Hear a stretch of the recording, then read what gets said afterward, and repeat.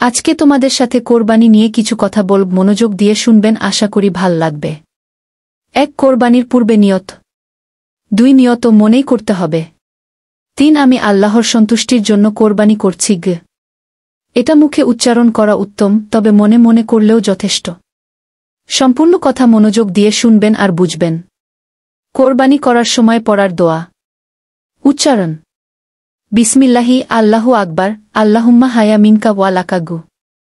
বাংলা অনুবাদ: আল্লাহর নামে, আল্লাহ মহান। হে আল্লাহ, এটা আপনার পক্ষ থেকে এবং আপনারই জন্য। কোরবানির নিয়ম সংক্ষেপে: 1. নিয়ত সহ কোরবানি শুরু করতে হবে। 2. পশুকে কেবলামুখী করে শুইয়ে দিতে হবে। 3. ধারালো ছুরি দিয়ে দ্রুত ও কষ্টহীনভাবে জবাই করতে হবে, শিরা উপশিরা কেটে দিতে হবে। 4. জবাইয়ের সময় উপরোক্ত দোয়া পড়তে হবে।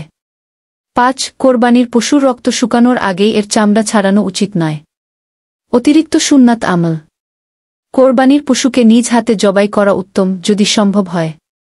পশু জবাই করার পর দোয়া করা। উচ্চারণ: আল্লাহুম্মা তাকাব্বাল মিন্নি কামা তাকাব্বালতা মিন ইব্রাহিমা আলাইহিস সালাম।